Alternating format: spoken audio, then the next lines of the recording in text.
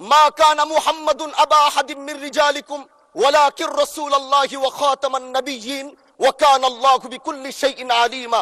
আপনি জানেন নবীর পরে আল্লাহ নবী হচ্ছে আমার ইমানের অংশ, আমার ইমানের পার্ট। তিনাকে ভালোবাসা, তিনার উপর ইমান, এটা আমার ইমানের অংশ। তিনি আমার শেষ নবী, যেটা কোরআন ঘোষণা দিয়েছে।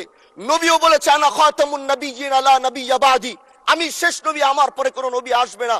কিন্তু মাননীয় স্পিকার, দুঃখের সাথে বলতে হয়, বাংলাদেশের এরকম একটি পার্ট রয়েছে, যেই পার্টের এক অংশ মানুষ তারা নবীকে অস্বীকার করে, তারা মুসলমান দাবি করে। এবং এই বিষয়ে অনেকের ধারণা আছে, তারা জানে এই আন্দোলন করতে গিয়ে অনেক মুসলমানকে রাস্তায় শহীদ হতে হয়েছে, আন্দোলন করতে হয়েছে। স্বাধীনতার পর থেকে আজও সে আন্দোলন চলছে, কিন্তু আজও পর্যন্ত সেটা পাইনি। আমি মাননীয় প্রধানমন্ত্রীকে বলবো, আপনি বাংলাদেশে একটি ইতিহাস রচনা করে যাবেন। আপনার মাধ্যমে যদি এটা স্বীকৃতি পায়, যারা নবীকে অস্বীকার করে তারা কোনোদিন মুসলমান থাকতে পারে না, এটা আইনের মাধ্যমে, এটা বাংলাদেশের পার্লামেন্ট থেকে ঘোষণা হবে, সেটা আমরা চাই।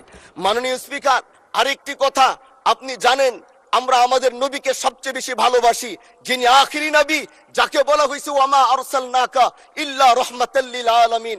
আমরা বারবার দেখছি কিছুদিন পর পর কারা যেন কিভাবে সে আল্লাহ নবীর শানে কটূক্তি করে, নবীকে নিয়ে অশ্লীল ভাষায় গালিগালাজ করে, নবীর শানে কটূক্তি করে। এই আন্দোলন, এই সংগ্রাম করতে গিয়ে আপনিও মাননীয় স্পিকার দেখেছেন, রাস্তাঘাটে আন্দোলন করতে গিয়ে কত মানুষ মৃত্যুবরণ করেছে। যদি একবার বাংলাদেশের আইনে, কারণ মুসলমান যদি আমাদের বাংলাদেশের পার্সেন্টেজ অনুযায়ী আমাদের অবশ্যই মুসলমানদের সংখ্যা এই দেশে অনেক বেশি। আমরা তো অন্য কিছু চাচ্ছি না।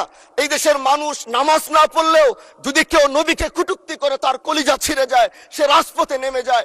আমি বলবো, যারা নবীকে কটূক্তি করে, নবীর নামে গালিগালাজ করে, এদের মৃত্যুদণ্ড, এই আইনটাও যেন বাংলাদেশের এই সংসদ থেকে পাশ করা হয়।